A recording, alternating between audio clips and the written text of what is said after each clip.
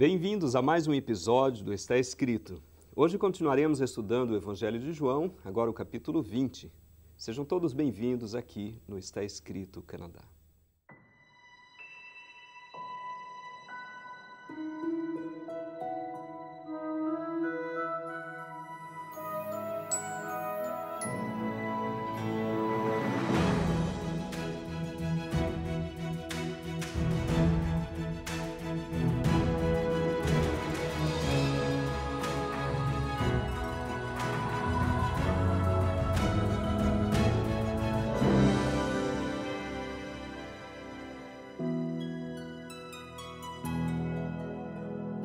Bem-vindos ao programa de hoje. Estaremos estudando o Evangelho de João, capítulo 20. E para nos abençoar nesse estudo, nós temos mais uma vez conosco o pastor Steven Couto. Obrigado. Seja bem-vindo. E queremos lembrar a todos de que nós estamos sempre orando por vocês que estão conosco. E hoje eu quero pedir ao pastor Steven que orem pelos nossos ouvintes e também pelo Mike, que está estudando a Bíblia. Por favor. Pode ser. Vamos Obrigado. orar então. Deus, mais uma vez nós estamos aqui juntos para aprender e ler mais de Ti. Que nós podemos ter os corações abertos e as mentes abertas para realmente entender a Tua Palavra. Fica também com o Mike, que também está a estudar, que eu possa realmente conectar com o Espírito Santo. É isso que eu peço em nome de Jesus. Amém. Amém. Muito bem. Hoje nós vamos estudar sobre Jesus vivo. Ele morreu, deu a sua vida e hoje nós vamos ver como ele dominou a morte, como ele Amém. ressuscitou, trazendo esperança a todos nós, não é isso? Bom, o capítulo 20 ele começa com as seguintes palavras, versos 1 a 3. Eu vou ler aqui. No primeiro dia da semana, bem cedo, estando ainda escuro, Maria Madalena chegou ao sepulcro e viu que a pedra da entrada tinha sido removida.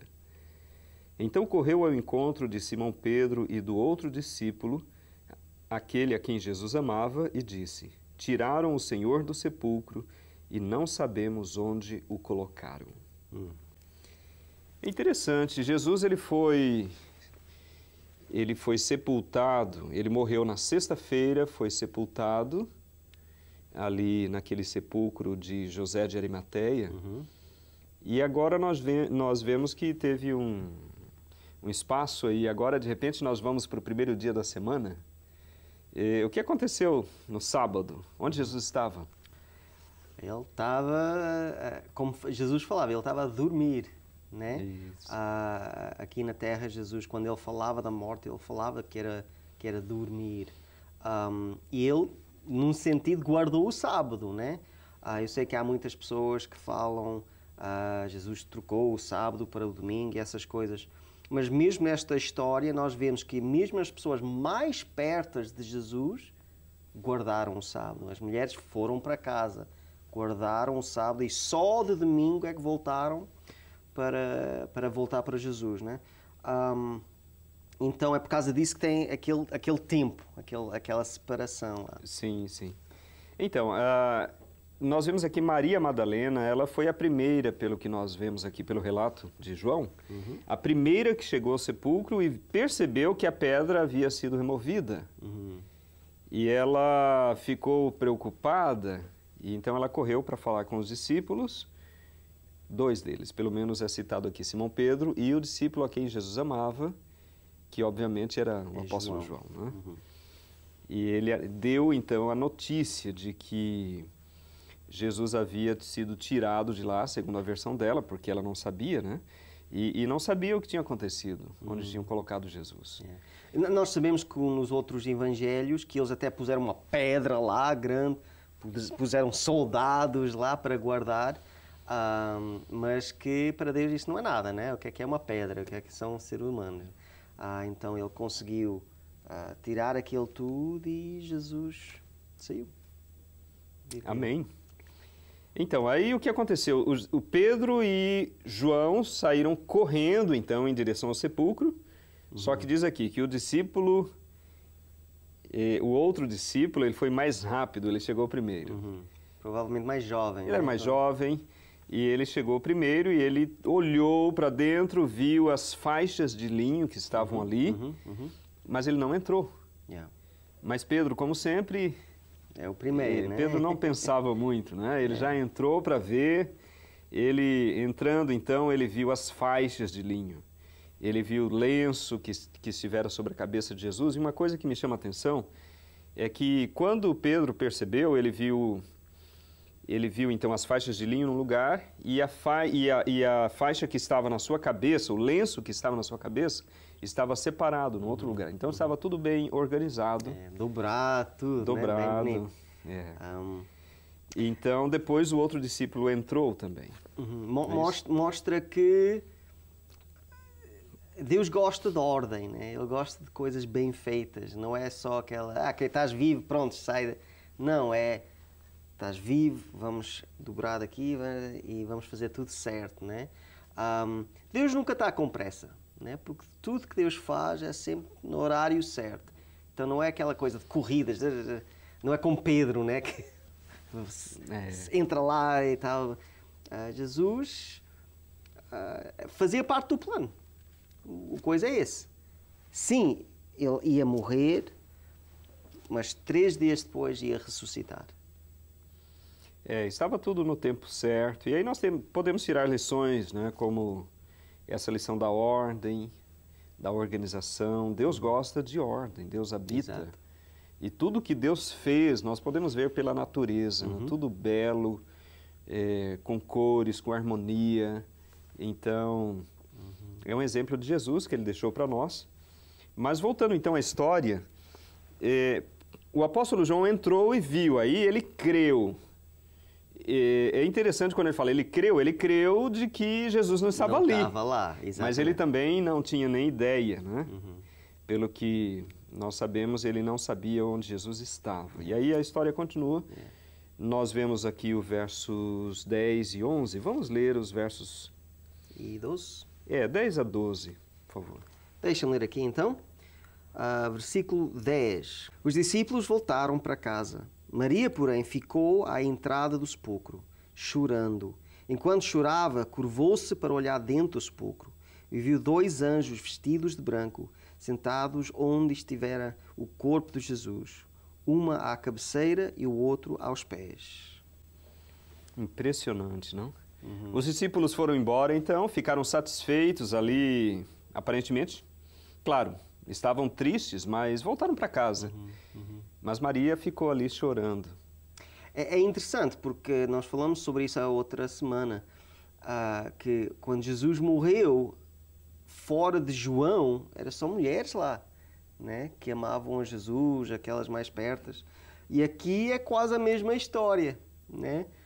A primeira pessoa assim, que vê um milagre conectado com a ressurreição é a mulher, a Maria Madalena. Não foi Pedro, não foi João.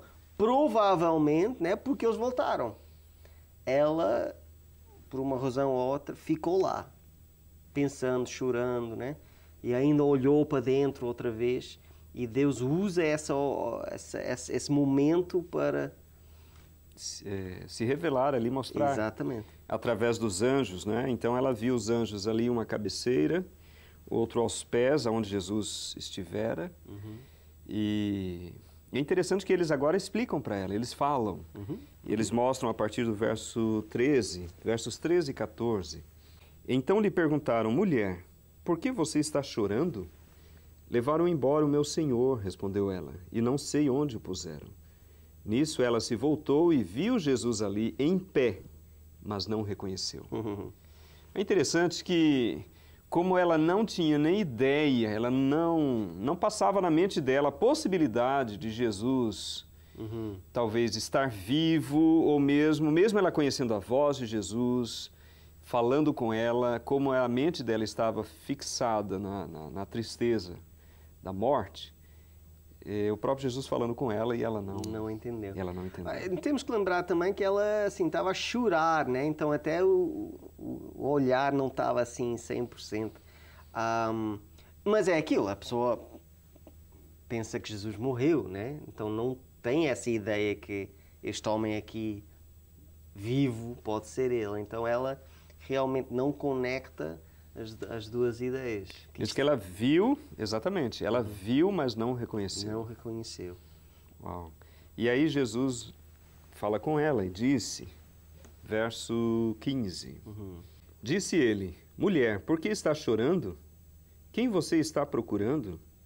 Pensando que fosse o jardineiro, ela disse, se o Senhor o levou embora, diga-me onde o colocou e eu o levarei. Uau.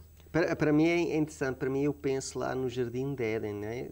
Deus sabia que Adão e Eva tinham pecado já, mas é aquela, onde é que vocês estão? Né? Aquelas perguntas, e que Jesus aqui está a fazer o mesmo. Quem é que está à procura? Como se ele não soubesse. Né? Mas ele faz isso para assim, ser bem assim, devagar, para encontrar com ela outra vez. E ela, mesmo assim, já olhou, já ouviu, e ainda não fez essa conexão. Isto é Jesus, ele está vivo. Mas é interessante, quando Jesus então chama pelo nome. A palavra mais bonita para qualquer pessoa, né? A palavra que nós mais apreciamos é o nosso nome. Só que, é claro, eu creio que ela conhecia a maneira que Jesus a chamava. O carinho com que ele a chamava, com que ele falava o nome dela. E quando Jesus disse Maria, ela reconheceu. Então, voltando-se para ele, ela disse Raboni, que significa mestre. E aí Jesus, ele disse algumas coisas, porque ele apareceu ali para ela, porém ele não permitiu que ela se aproximasse, que não tocasse. Jesus disse algumas palavras, não foi isso? Está nos versos 17 e 18. Jesus disse, não me segure, pois ainda não voltei para o Pai. Vá, porém, a meus irmãos e diga-lhes, estou voltando para o meu Pai e Pai de vocês, para o meu Deus e Deus de vocês. Maria Madalena foi e anunciou aos discípulos, eu vi o Senhor, e contou o que ele lhe dissera. Bem bonito, né? Muito bonito. Essas palavras de Jesus são muito significativas. Especialmente essa expressão inicial que ele disse ali, olha, não me segure, pois ainda não voltei para o Pai. Isso nos mostra algo muito interessante e nos ajuda a entender também essa questão da morte. Jesus morreu, na sexta-feira e no sábado ele ficou ali na sepultura, mas segundo algumas pessoas, quando a pessoa morre, ela vai direto para o céu, não é isso? Alguns dizem isso. E um versículo que eles usam muito para isso é quando Jesus falou com a pessoa ao lado, né? Lá na cruz. E uma maneira de ler a Bíblia fala, olha, hoje tu vais estar comigo lá no céu. É o que Jesus fala. Só que isto fala claramente que Jesus ainda não foi para o céu. Quando ele morreu, ele não foi para o Pai, não levou o outro para o céu também. Aqui Jesus, por si mesmo, está a dizer, olha, quando eu morri. Fiquei lá no chão, fiquei morto. E mesmo ressuscitado, eu ainda não fui. Né? Que quer dizer, quando ele falou com aquele homem ao lado, não era hoje tu vais estar comigo lá no céu, é hoje eu estou-te a dizer que tu vais estar comigo lá no céu. Que é a maneira certa de ler esse versículo. E é a maneira certa de perceber como é que funciona a morte. Quando a pessoa morre, é como Jesus fala, é como se a pessoa estivesse a dormir. Não é que a pessoa vai para o céu, para o inferno, essas coisas. Não, a pessoa está a dormir, está morta.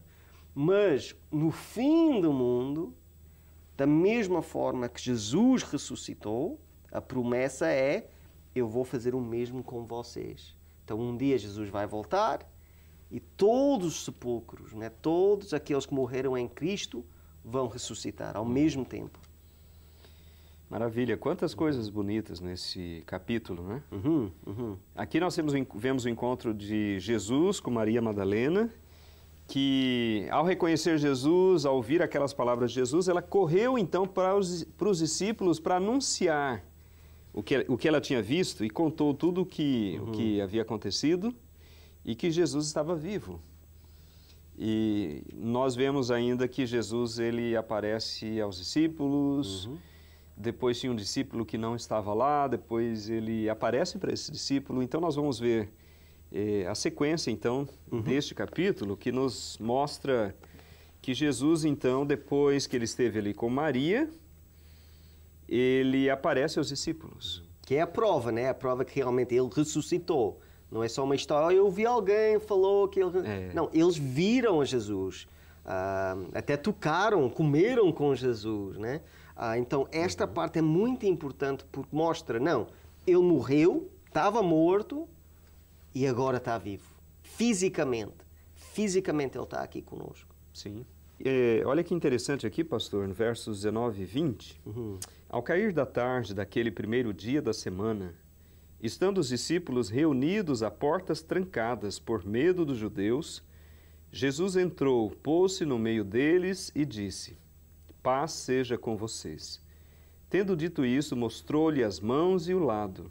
Os discípulos alegraram-se quando viram o Senhor. Uau! Eles estavam reunidos, então, em que dia da semana? No primeiro dia, no domingo. Não é isso?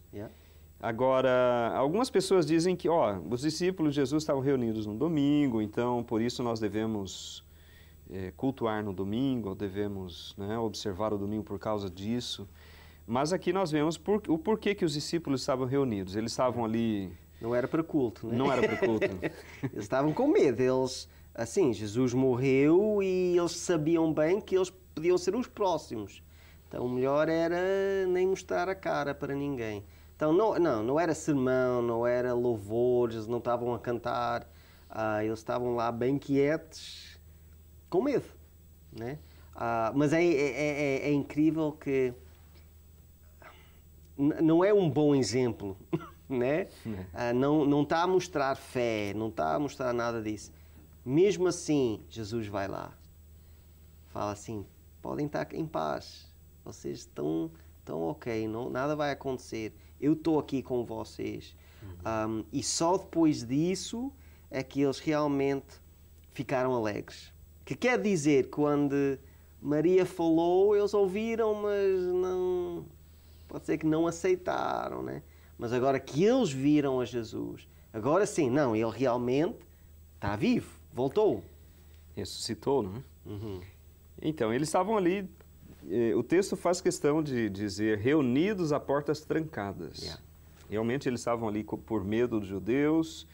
Jesus, então, ele vem trazer paz, trazer conforto, confirmar o que Maria já havia dito para eles. E Jesus, então, se apresenta e faz questão de mostrar. Eu creio que Jesus nem esperou eles perguntarem ou pedirem para ver.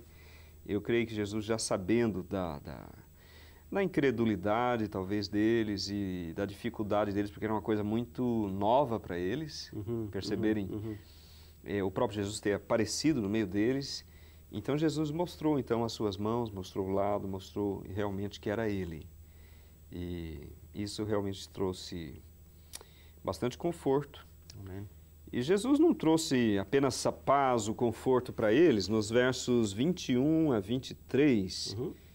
Novamente Jesus disse: Paz seja com vocês. Assim como o Pai me enviou, eu os envio.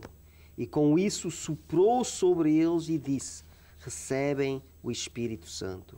Se perdoarem os pecados de alguém, estarão perdoados. Se não os perdoarem, não estão perdoados. Que palavras bonitas. Jesus soprou sobre eles o Espírito Santo. O Espírito Santo. E eles agora têm o poder de Deus, né? Eles agora têm a direção, a maneira de entender o que é certo, o que não é. Nós falamos sobre isso já, né? A mudança de Pedro, como um exemplo. Sim. Pedro que temia, que fugiu de Deus, mas depois disto ele vai ter muito mais fé, muito mais sabedoria, né? Quando eles falam que vocês vão ter o poder de perdoar e essas coisas, isso é no sentido de vós agora vão ter a sabedoria de entender as leis de Deus, entender realmente o que é certo, o que não é, e ajudar a igreja para ser uma igreja viva, pura, assim, com a verdade. Então, Deus realmente, Jesus aqui está a tentar assim, levar a eles assim, para um lugar melhor. Realmente Jesus, ao fazer isso, ele trouxe muito conforto, muita paz, muita segurança para eles. E o poder naquele momento. Ele disse até, se vocês perdoarem os pecados de alguém, estarão perdoados. Então, Jesus os deu autoridade e o poder do Espírito Santo. Porém, tem uma parte interessante nessa história. Dentre os discípulos, eles estavam reunidos, aqui nos fala que todos estavam ali e tudo. Porém, nesses versos que lemos, não nos fala de que estava faltando um deles. Uma pessoa, Um deles não estava ali. E aí foi uma situação um pouco diferente, porque ele tinha dificuldade de crer. E o nome dele, eu creio que já é bem conhecido por todos, né? Tomé. Vamos ver um pouquinho da história de Tomé, versos 24 e 25. Tomé, chamado Dídimo, um dos 12, não estava com os discípulos quando Jesus apareceu. Os outros discípulos lhe disseram, vimos o Senhor. Mas ele lhes disse, se eu não vir as marcas dos pregos nas suas mãos, não colocar o meu dedo onde estavam os pregos e não puser a minha mão no seu lado, não crerei. Interessante, né? Tomé é um ser humano, né? É uma pessoa normal quase. Sim. Porque muitos de nós não acreditamos em milagres. Muita gente, isso é só histórias.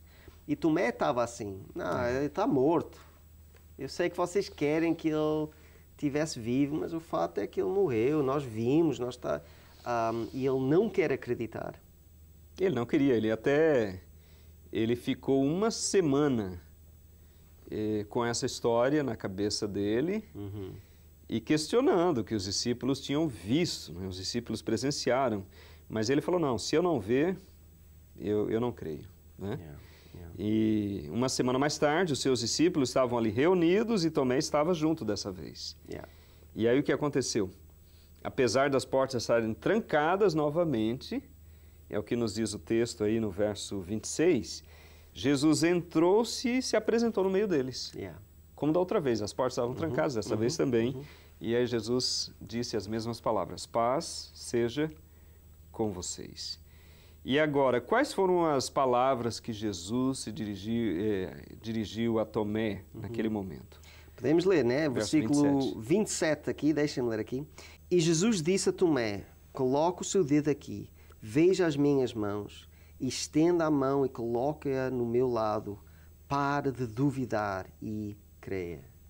É tão interessante, né? Porque isto quer dizer que Jesus estava a ouvir quando Tomé falou essas palavras.